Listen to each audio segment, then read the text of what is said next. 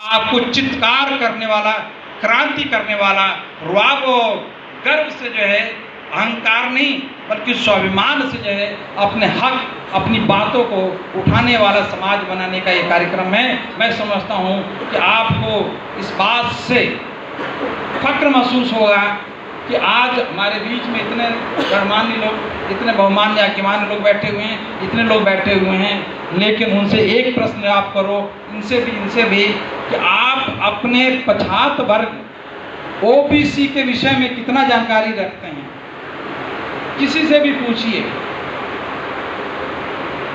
हम लोगों ने रिसर्च किया और पता चला एक एक यूनिवर्सिटी में, पूरे भारत की यूनिवर्सिटीज में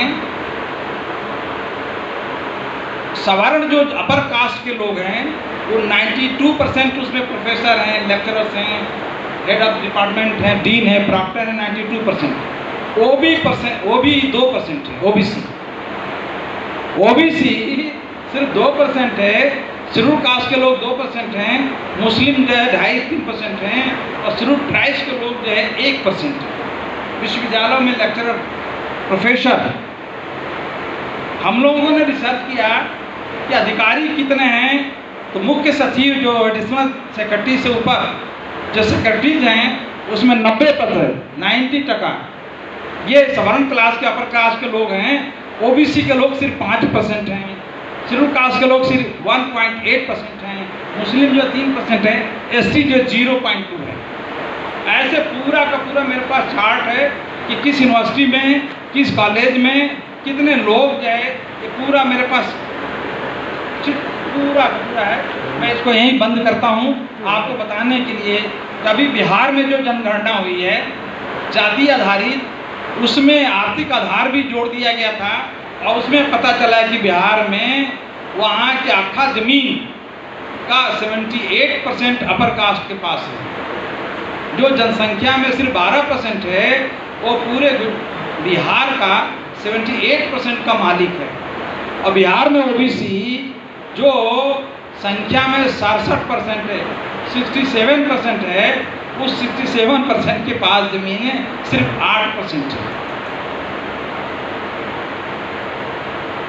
सरकारी नौकरी में ओबीसी समाज, बिहार की बात कर रहे हैं, सरकारी नौकरी में वो सिर्फ 12% है।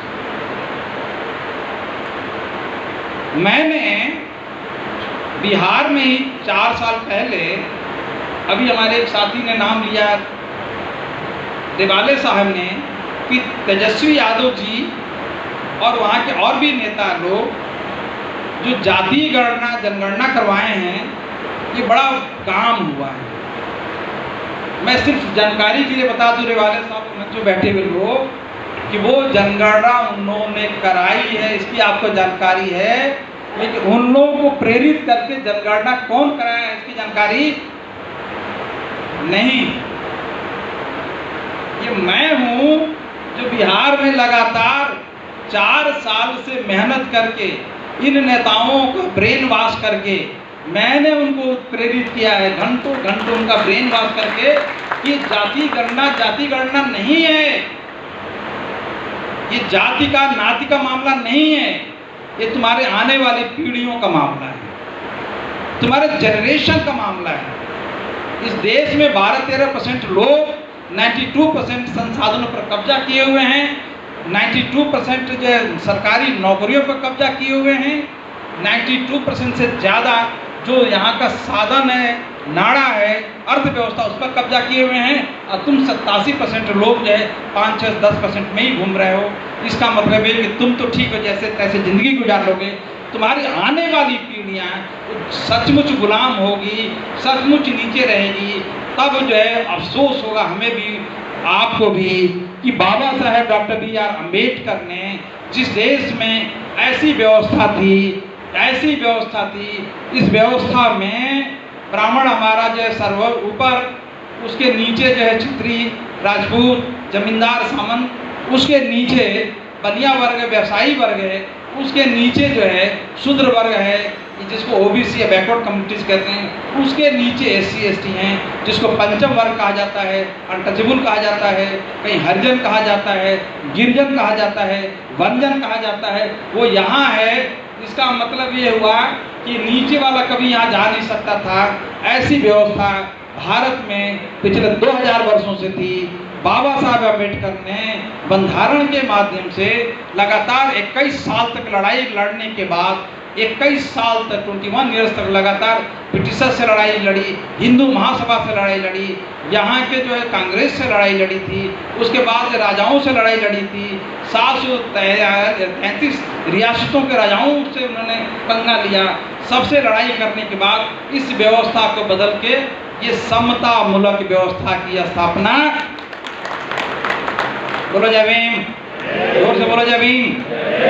अब जो विषमतामूलक व्यवस्था थी उसको समाप्त करके बाबा साहब डॉक्टर BR अम्बेडकर ने समतामूलक व्यवस्था कर दी और बताया कि ये वाला यहाँ भी जा सकता है, यहाँ वाला यहाँ भी आ सकता है।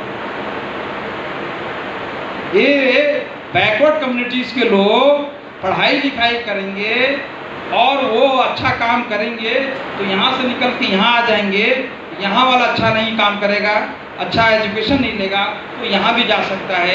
ये समानता समतामूलक समाज की स्थापना की बंधारण के माध्यम से, संविधान के माध्यम से। और बाबा साहब ने एक बहुत बड़ा काम किया। वो ये काम किया कि जो पछात वर्ग है, शेड्यूल कास्ट के लोग हैं, SC ST के लोग हैं, इनको अनामत के माध्यम से, रिजर्वेशन के माध्यम से हम यदि आगे बढ़ाएंगे नहीं तो सदियों से जो पीछे हैं, सदियों से नीचे हैं, ये कभी यहाँ आ ही नहीं सकते।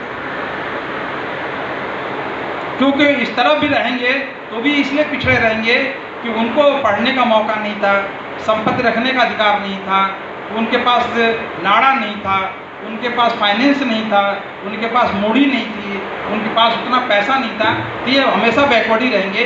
जिसको यहाँ लाने के लिए ज़रूरी है कि हम उनको अनामत दें। और अनामत की हिस्ट्री आपको ज़्यादा पता होगी या नहीं पता होगी, आपकी जानकारी के लिए बता दूँ, ये बहुत महत्वपूर्ण बात बता रहा हूँ, प्रमाण के साथ बताऊँगा कि बाबा साहब डॉक्टर अम्बेडकर ने सबसे पहले ब्रिटिश पार्लियामेंट में एक लड़ाई लड़ी। वो लड़ाई जानना बहुत जरूरी है, नहीं तो हमारे आने का सार्थकता नहीं रहेगी, मीनिंग नहीं रहेगा। मैं आज से 4 साल पहले शिपिंग कॉर्पोरेशन ऑफ इंडिया के कार्यक्रम में गया था। उसके बाद BIRC में भी मैं गया था। शिपिंग कॉर्पोरेशन ऑफ इंडिया में वहाँ के डायरेक्टर्स बैठे हुए थे, जनरल मैनेजर बैठे हुए थे। वो बाबा साहब के जन्म जयंती पर कार्यक्रम था, तो उसमें डायरेक्टर ने स्पीच दी थी कि मुझे बहुत खुशी है कि शेड्यूल कास्ट के लोग, शेड्यूल ट्राइब्स के लोग अनामत के माध्यम से, रिजर्वेशन के माध्यम से वो आगे बढ़े हैं। और हम लोग को खुशी है कि हम लोगों ने गरीबों को मौका दिया, देश आज़ाद हुआ। और जितने गरीब लोग हैं, SC ST के लोग हैं, जो हरिजन परिजन गिरिजन जो भी लोग भी हैं, उनको हम लोगों ने बड़ा सम्मान के साथ आगे बढ़ाया, उनको दिया।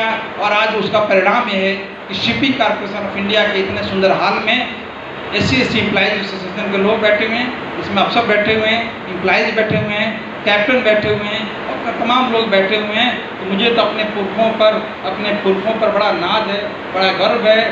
भारत के संविधान के माध्यम से आपको जो हक मिला है, जो अधिकार मिला है, ये बड़ी खुशी की बात है। आरक्षण पर आप लोग ज़्यादा देर तक, अनामत पर ज़्यादा देर तक आश्रित मत रहो। खूब पढ़ो, खूब लिखो, खूब धंधा पानी करो, ताकि अनामत ना रहे। अनामत मांगने की आपको ज़रूरत ही न पड़े, आरक्षण मांगने की कोई ज़रूरत नहीं है। इस तरह मांगने से अच्छा नहीं होगा। फिर जो है हमारे में आप लोगों के बीच में झगड़ा होगा, संघर्ष होगा, दूरी बनेगी, ये होगा। तो अनामत क्या होता है, आप लोग पढ़ लिख के आगे बढ़ो, अनामत की ज़रूरत ही नहीं पड़ेगी। ये बात शिपिंग कॉर्पोरेशन ऑफ इंडिया के डायरेक्टर्स कह रहे थे। तब मेरा नंबर आया तो मैंने उनको कहा कि मुझे ऐसा लगता है कि पढ़े लिखे लोग बेवकूफ़ कैसे हो। पढ़े लिखे लोग बेवकूफ़ कैसे होते हैं वो मैं बताऊंगा हाथ जोड़ के, तो आपका भी ट्यूबलाइट जलेगा, मेरा भी जलेगा, इधर भी जलेगा, उधर भी जलेगा। और जो लोग अनामत आरक्षण का विरोध कर रहे हैं उनका भी ट्यूबलाइट जलेगा। वो विरोध वाला बात हम बाद में बताएंगे। आपकी जानकारी के लिए बता दूं कि अनामत आरक्षण, रिजर्वेशन ये भीख नहीं है,